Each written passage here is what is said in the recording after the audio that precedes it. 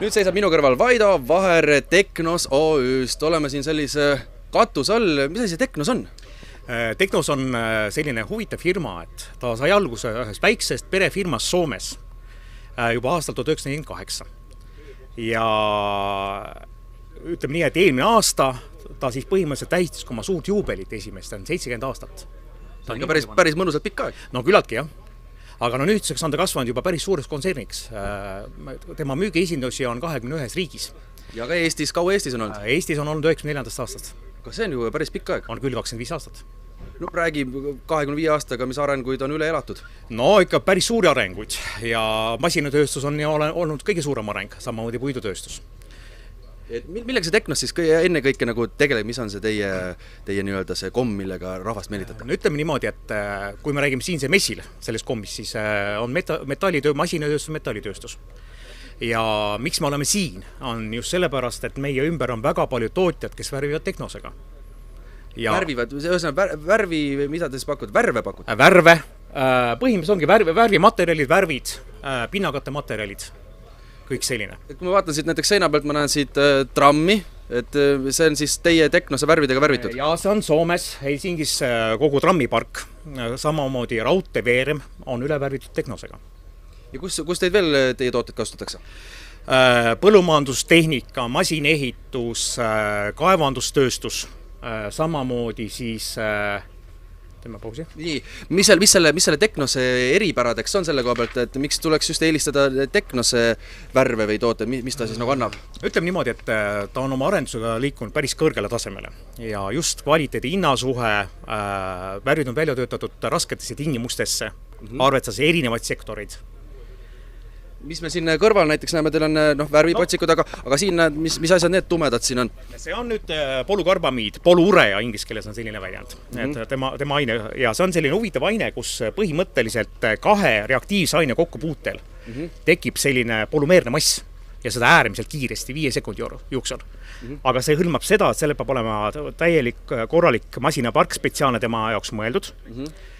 Siis samamoodi peab olema ka spetsialiseeritud meeskond, kes seda haldab, teeb sellega tööd.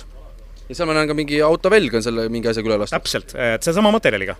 Ja mis ta siis teeb selle veljega, kui ma nüüd selle asja peale panen? Ta annab talle kaitset, tugevust ja ütleme, et see on kriimukindlust, sest ka sellega on lastud lausa autos üle.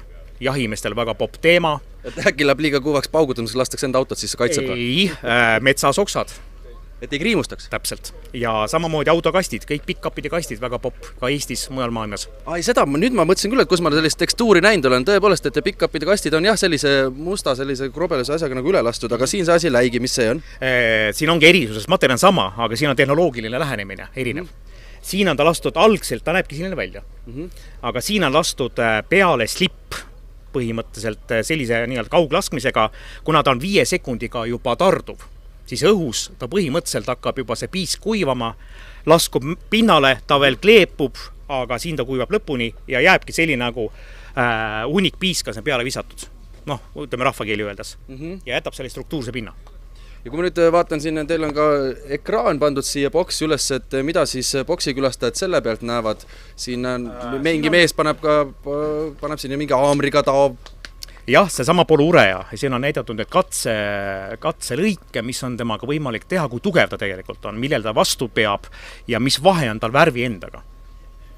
Et kuidas värv käitub ja kuidas see materjal tegelikult ise käitub. Ja siin on näidatud ka erinevaid painde tugevusi, sest tema eelis on see, et tema omadus ei muutu praktiliselt alates -40 kuni +50 kraadini. Ikka päris suur vahemik. On. Ja see on väga tähtis ka paljudes valdkondades, et see, kus on väga suured temperatuuri kõikumised. Samamoodi ehitus, sillaehitus, kus on väga suured sellised pinged, koormused ja suurtes külmades. No, kes on enne kõike oodatud siia teie maamessil asuvasse boksi, keda te ootate? Oodatud on kõik tegelikult, kes on nendest asjadest huvitatud, samamoodi ka tööstuskliente, kes meil Eestis on väga palju. Uusi tulijaid kindlasti, vanu kliente ja oleme rohkem ka selle poluurea poolega praegu siin messil. Et ka seda teemat arendada Eestis edasi. No, ja kui messile inimene kahjuks ei jõua, siis kus ta teid leiab?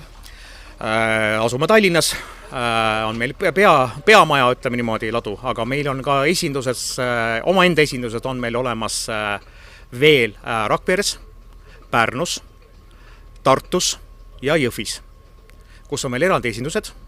Lisaks on meil veel edasimüüjad. Tallinnas tuntud teatud Technocolor, kes asub ka vanas Chemifora ruumides, mida Tallinna rahvas enamus kõik teavad.